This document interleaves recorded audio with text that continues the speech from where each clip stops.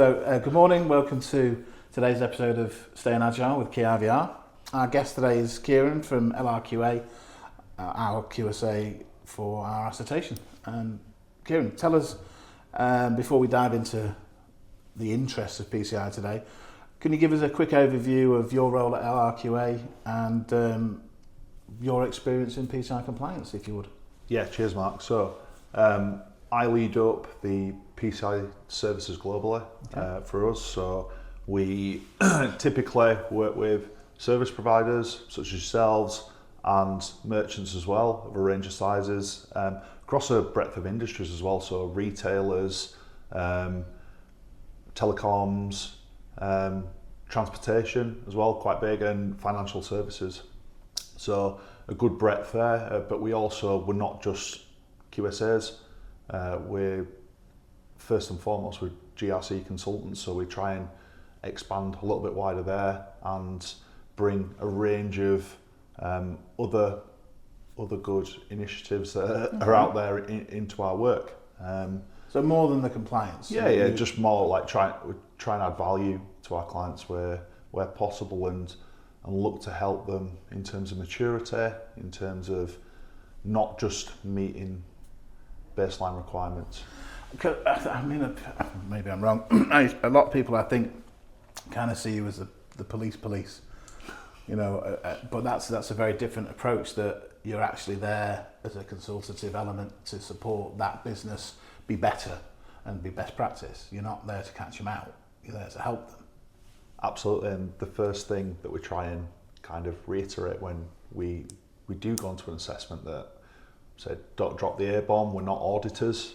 We're there to work with you. We're there to use our experience and our qualification to kind of see what's in front of us, and we're there fundamentally to assess. So we can obviously add context as well. We can look at kind of the remit of what that client's doing, whether it's a merchant or a service provider, and ultimately seeing if what they're doing is reasonable and proportionate in terms of the scope that we're looking at.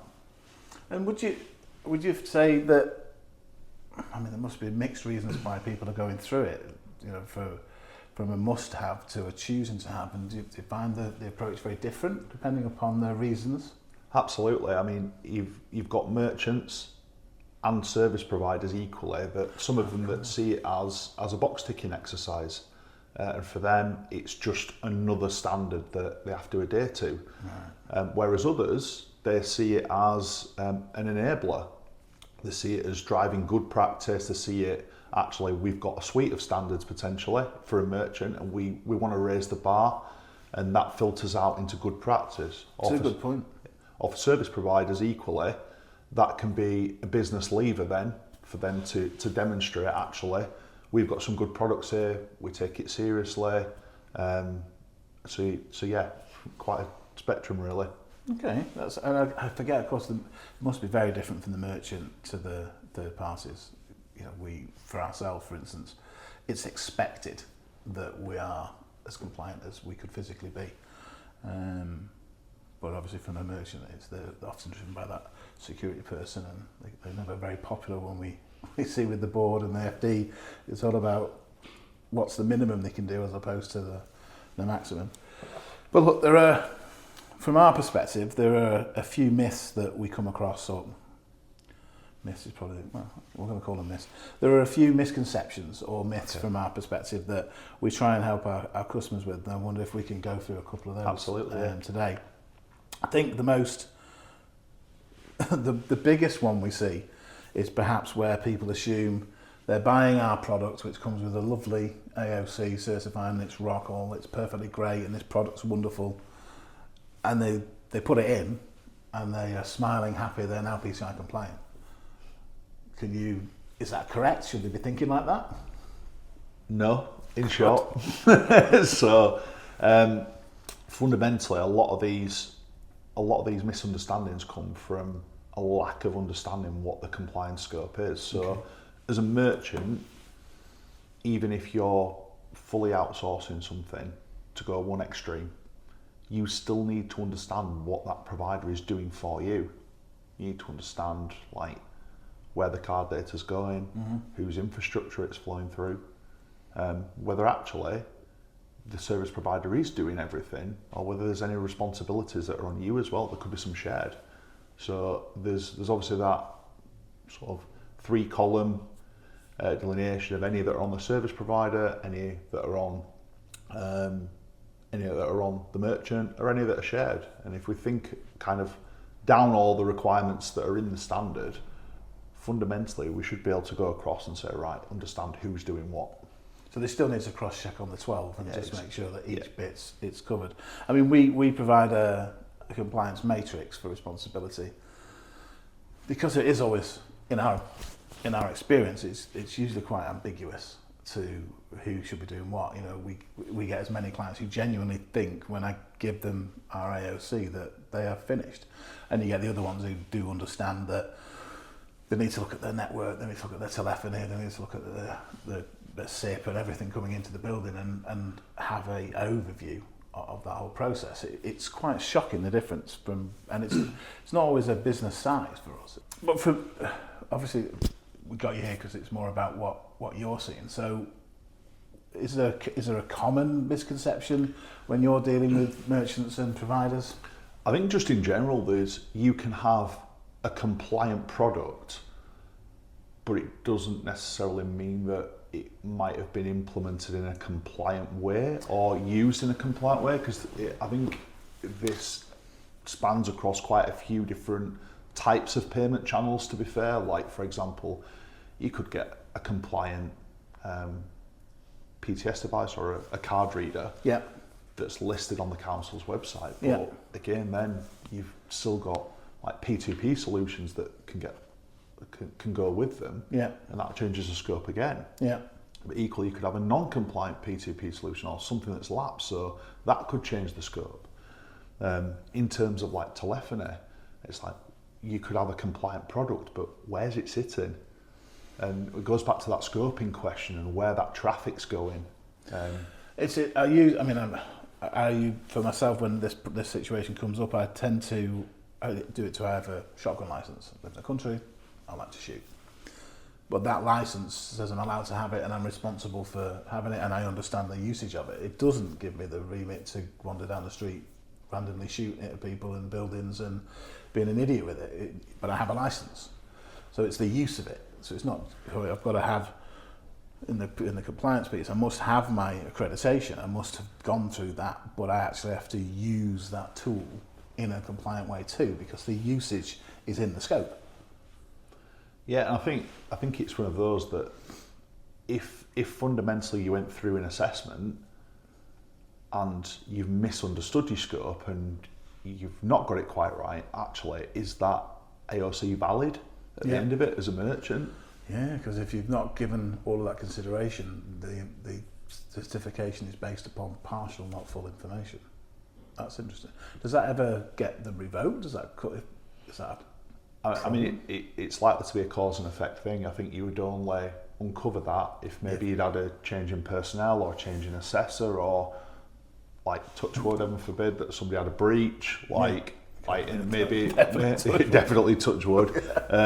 But post investigation, if you had a PFI investigation, so that's a PCI forensic investigation, and that uncovered it, they would be able to determine whether you were actually compliant at the point of breach or not. Yeah, because you should really, I mean, because we're obviously ISO as well, so all of our processes are mapped. And I would always recommend to a client when doing this, I said, you need to map out this process. You need to see where the touch points are. Because it's really difficult to just guesstimate where there could be an exposure of that data or whether the security could be impacted, which is, again, another thing we see different. Everybody's still, even after all these years, a lot of our clients focus on, I'm not recording it, I'm not storing it. And it's half of the requirement. It doesn't cover for the could I affect it, could I affect the security, who is hearing and seeing. And with work from home, I've got a new client came to us last week, and they don't take payments over the phone because they have people working from home. Don't realise that you can actually put a compliant solution in, and they can still work at home and expose them to nothing, no sensitive data, as long as you deliver the product and you make sure that it's understood throughout its whole process of where the risk is. I suppose. I think that's probably quite sensible for the client that they took that approach to start with, because for starters, people's homes are not allowed to be in scope for PCI. So if you think as well that if you've got a controlled environment, you understand like the physical perimeter, you understand like the technologies, you understand the people and processes, etc. Like pretty solid. As soon as you start to like that spider web goes out and it starts to get into people's homes, and potentially people are like taking calls on speakerphone, they're potentially writing things down, or possibly not, but there's those unknown unknowns. So, yeah, there could be. I mean, for us, any of our clients who come to us in that space, the first thing we do is make sure none of the data leaves the business. In the first place, it shouldn't be anywhere near that environment. It shouldn't be hearing it, seeing it, touching it, and we're very, very careful to make sure that happens. And rightly so. I mean, I'm assuming that they take their own precautions for the personal data in the same way. That you can't tell who's going to be in that space. It's not like it's a branch of your business. It's an uncontrolled environment, isn't it? Okay. What sort of parts of the customer journey are most commonly forgot in your experience? So when you're going to do that consultancy or that first assessment, what do they forget to have not done or looked at, or perhaps not considered? Forget's probably not a word. What do they don't know? Because that's always the problem. It's what they don't know is the problem. I think this boils down typically to another scoping point, and if we start with a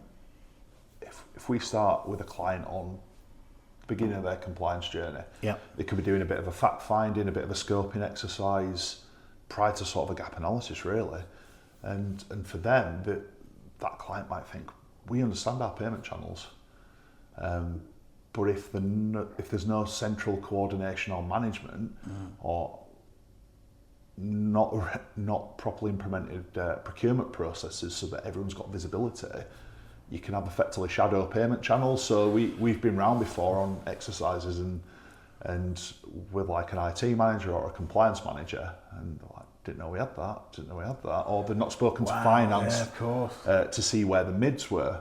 So they've not done their own internal scope assessment before they began the process to do an end-to-end. Or even if you could, the context, they could maybe have like a mobile and events team that go out, and they could have completely separate, even to finance's visibility, just gone and started doing things on their own. So I think it's kind of that culture as well, where we typically see that those that are more compliance, security, IT aware, and they see it as, right, I don't want to go knocking on IT's door again. Like, so I'm just going to get or I'm just going to get shooed out. But if people bring these initiatives or business problems, and they work together to see, actually, there's a business need for something here. Let's get around, let's solve it. Usually, then everyone's got visibility, everyone's got input. People can give actual business considerations, not just IT can't do this or security can't do this. Those that collaborate together usually have the best solutions. I suppose so. And that's, again, we'll come back to whether they're looking for a tick box exercise or actually to make sure that everything's safe. So it does make a big difference to the drive on how carefully you look. So in addition to themselves as the merchant for responsibility, they're also responsible for the technologies that they use and the third parties they work with. So how should organisations assess their responsibilities of the third parties? How should they look at that? So first and foremost, are the relevant third parties currently PCI compliant? If they're not compliant, then what's their remit? And often, because there's that understanding of store, process, transmit, they're quite clear entities to go, we're doing all those three. It's sort of the fourth dimension of, or could impact the security of, and that's usually where you'll get nuances with service providers. Potentially you are PCI compliant currently, and it's that going to the table, it feels like a negotiation, saying, right, struggling to get them over, get them on side, say, actually, you're doing this, which could impact the security of what we're doing here. So therefore, that's why you're potentially in scope. Doesn't necessarily mean all 12 requirements are in scope. No. It may be just a really confined scope of whatever they're doing. But that's the tricky one, because you've already got somebody that's not in a PCI mindset suddenly going, right, I've been asked to do this thing. How do I broach it? And it can be quite difficult. That's an interesting one, because we get that quite a lot, where we've been engaged by a merchant to deal with their taking payments over the phone, and they'll bring their third party in, the telephony solution provider, lines provider, and the lines provider will be, when we clearly map out where the cardholder data is going to transverse, and they go, oh God, no, well, you're going to bring that into our environment. And I said, well, are you not taking the payments for them today? This is, for us, the biggest one of, we're going to strip out the risk, remove all the audible audio. There's some DTMF tones in the trace that you need to make sure we're not recording and that it's secured as it would be. But they're unaware that their customer was taking payments in the first place.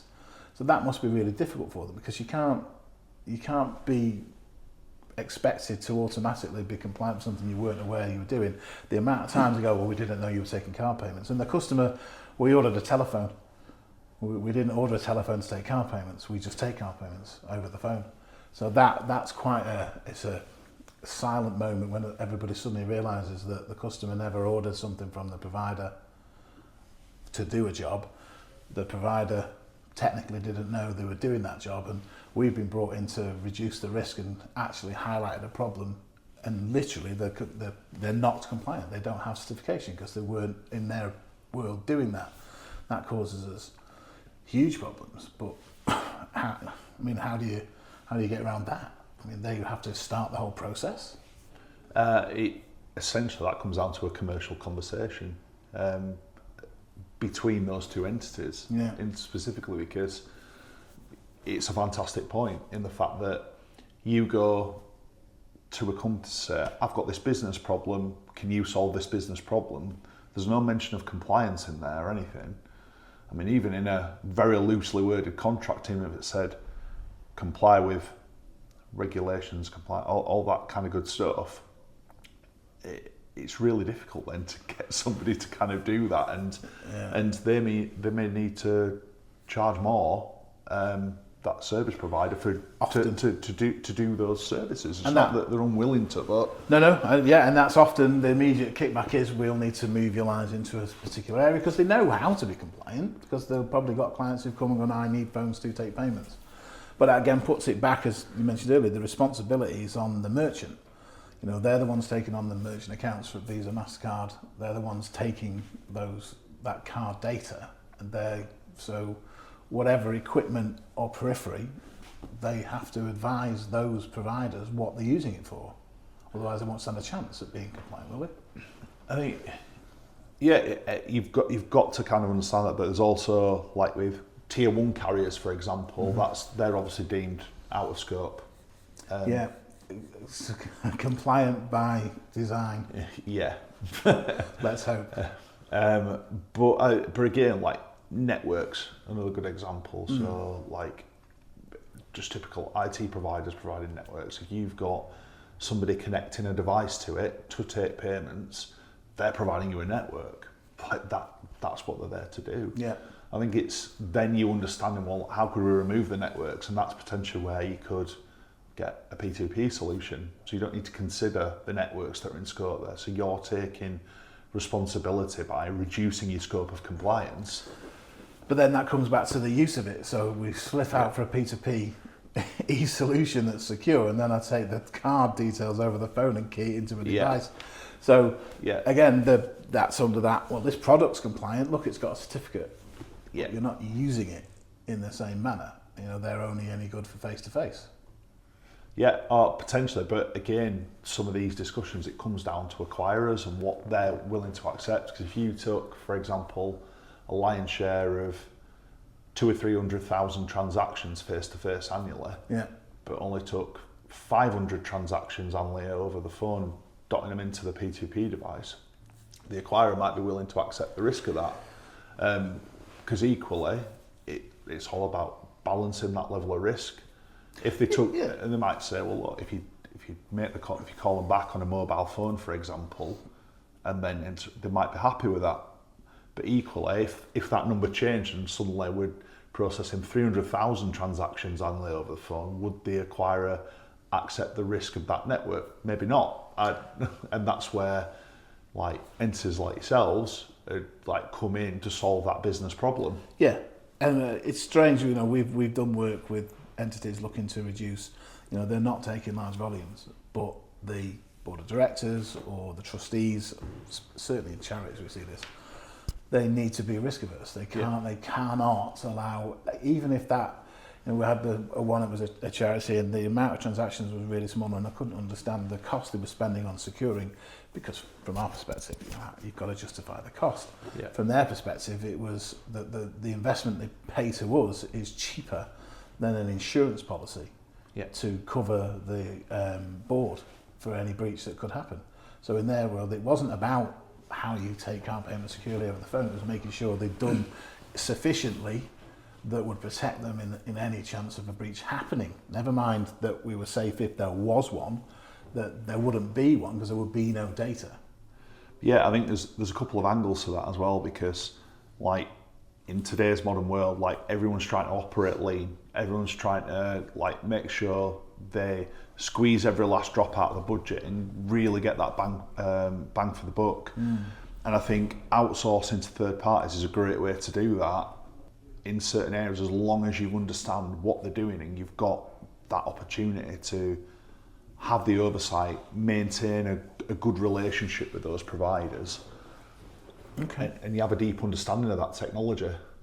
And I think to go off your, potentially in the wake of a sort of breach analogy we were going down then, it's if you sort of think, right, I've got to go with a mentality of, right, I've got an AOC, perfect, done, don't need to worry about it. When we consider all like the supply chain attacks that are prominent with some of like the high street retailers that have been recently, I don't want to go into mentioning names and things, but there's often quite a common theme that it's a third party somewhere that has been involved. Now, if you were proactive and you've got all your ducks in a row, you understand your scope, you understand what they're doing, you have regular service reviews, you've got an account manager that that is contactable, you understand any changes are being made, you understand the roadmap that's going to be of any developments, you understand the level of actual interaction and ability that they've got to fundamentally affect the security services, all that good stuff. If you've got that documented, that's going to go in your favour should anything potentially go wrong. You've shown that you've done everything in your powers. I mean, that's I think in version 4 you hear the terminology a lot more about that continual assessment approach. I think for me it's shifting. Everything was always about it's once a year, and from what I read now, it's very much more about what are we checking every day, what are we checking every week, what are we monitoring, what's that continuous monitoring aspect of actually doing the job, not just certificating the job, to make sure that you behave compliantly, not just get compliance. That's very different for me. Yeah, absolutely, and you can see historically, and there's cylinders that do it now, where it's like, right, we've got that day on the wall planner, it's circled, there's like tons of arrows coming to it, and it's like right, a month out we need to do this, 2 months out, 3 months out, and you can tell it's just like it's not healthy. No, and I suppose that's the thing with control measures. You think back to when the pause regime was kind of accepted, but again, you could only do it if you continually assessed it, and doing that weekly or daily check, is there anything in there? And people still didn't do it. They just, we've got pause and resume, therefore we're compliant. I had a customer came to us because they had pause and resume for 3 years, and suddenly they found, miraculously, first time in 3 years, they managed to find out they had 200,000 cards stored in their call recorder because somebody changed the auto start URL, so it wasn't starting, and it had run for 18 months and not worked. Yeah, they'd been through their own compliance, done everything they had. It's mad to think that those things can even happen. But if you're not willing to do the compensating measures and the control measures, you've got to get your scope to SAC A, and you've got to get everything away from you. Surely if you're willing to accept risk, you've got to do the job.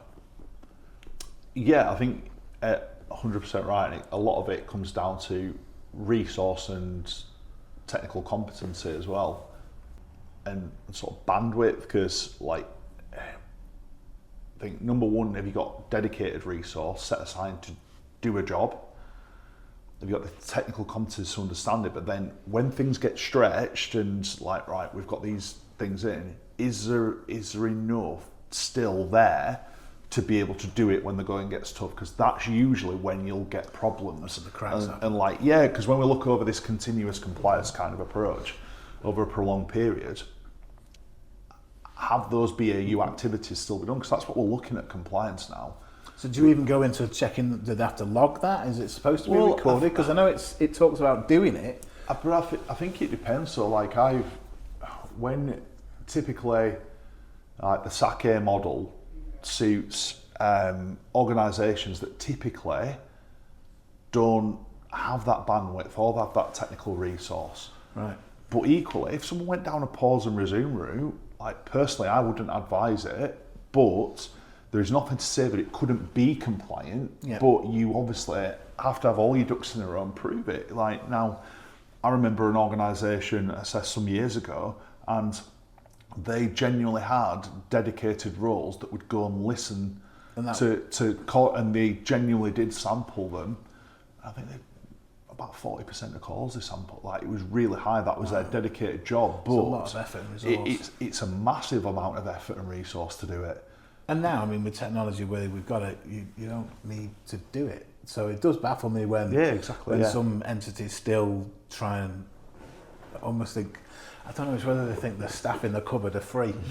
You know, we're not going to pay that third party to shift the risk. We've got people who can build it. We get it in software.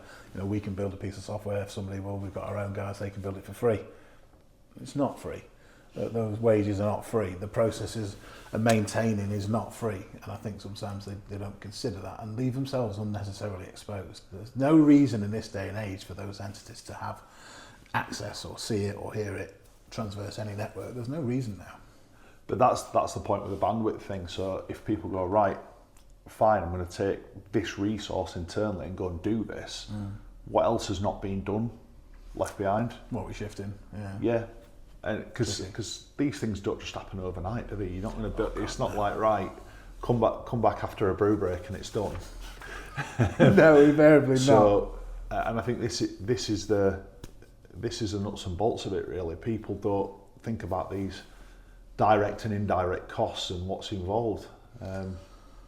So, I mean, you've kind of answered my next question, which was, you know, what's good governance look like for an entity, but you're kind of covering it that do what you've said you're going to do. When you implement something, actually check it, actually maintain it, actually have people whose job it is to do that maintenance and to do those checks. What else could they be doing? I think to go back to your charity example earlier on, it's a case of what's the risk profile? Like if that charity, for example, got a breach and it got a fine, like that you've got to think of fundamentally why they're there. They're there for whatever the charity's for. Their mission is to support people maybe in a certain area or etc. And any monies that are taken away like that could rock them and not be able to do their core mission. So I think that's why naturally you might get some that are risk averse. Yeah. Or if they work in certain industries, like it would be catastrophic for them. May even prevent people donating in future. Potentially, yeah. If you get in the press for that sort of problem. Exactly. And reputational damage is often, you know, the fines are heavy, reputational damage is heavy, but yeah, I mean, in the redirection of what should have been for helping the right people to just to pay a fine. Yeah. It's crazy. But then equally, I've seen organisations that over the years that can be cavalier in their approach to like risk and just accept. It's like you've not really done this properly. It's just money. Just saying we can't afford it, accept, and that's when it feels like they're the types of organisations where they potentially will have a security incident, and suddenly like it's the money gun's coming out, and there's budget everywhere for it. It's usually the person who made that decision has been sacked. But yeah, I mean that's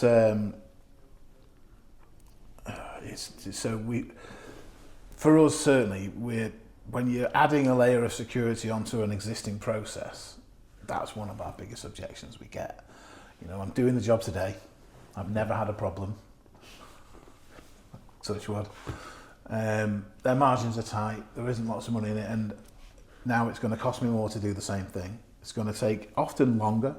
You know, this came up last week where the client going, well, these processes are taking my staff longer to do. It's an extra 45 seconds to do this process now. Well, A, because it's new, but B, yes, you've added a layer of protection. You've added a couple of new processes to make sure that your staff are safe, because that's also the responsibility. You know, you've kept your staff out of even knowing that data's there. They're doing but they just can't bring themselves to go, well, that's more profit gone. They find it really difficult to budget up, and you know, we've had a couple recently who've stopped taking payments in that manner. You know, they took the commercial choice of actually we'll lose that bit of business and we won't pay it. You know, it's quite it's frustrating, but margins are margins. I suppose people have to make a decision. They do, and that's the difficulty. And unfortunately, the people that make these decisions, they're often looking through a monetary lens, and I think one of the big difficulties in every organisation to overcome is like change, like.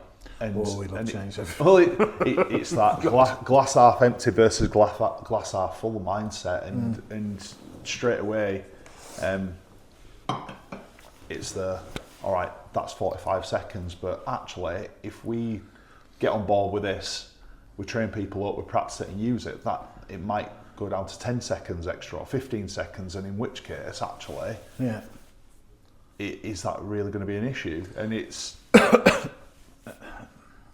Well, it's a strange one. I mean, this is where we flip, because we're not just the PCI product provider.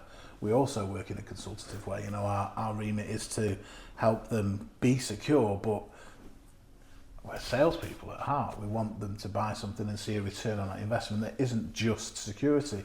So, you know, that's why we do our integrations. Let's push the data backwards and forwards, save a few seconds there. Let's introduce tokenization. Let's do recurring plans. So we try and give back to them other ways of at least showing the value, or you know, because that 3 or 4 minute call the first time, but the second time it's already tokenized, and being able to not take any card data and just get through it. So we do try and give back, and where they can adopt that stuff, it does get better, but it's still easily the biggest blocker for us. Is, you know, you've got the security guy, you can see on their face, they're on the call, they know what they need to do, they want to do it the correct way. But the people who are trying to justify that budget have to still sign that off, and it's a battle for them. So we try and add some value where we can.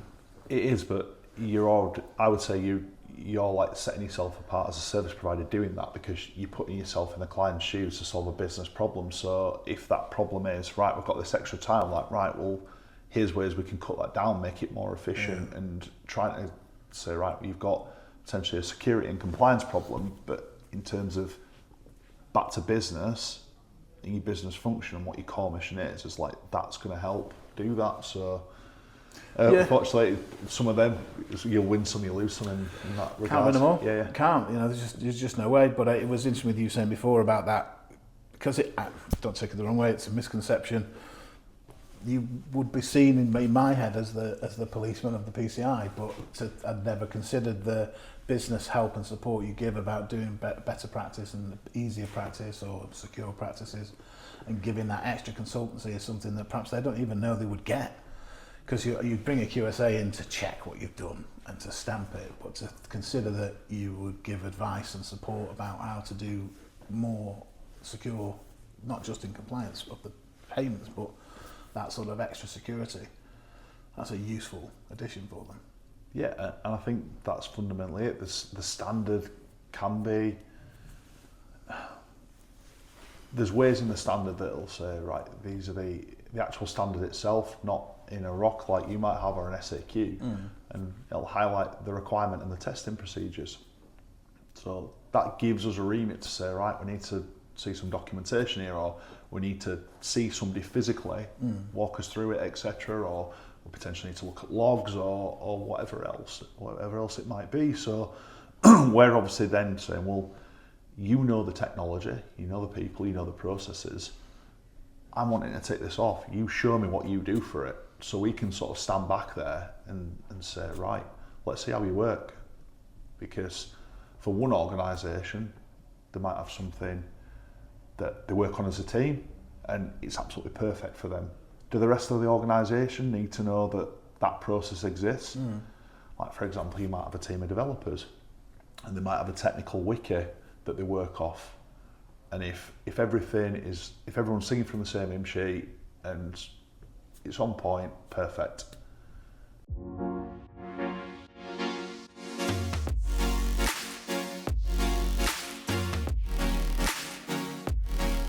Thank you for watching. We'll be back for part 2, where Kieran and Mark will continue their conversation on the importance of compliance for businesses taking payments.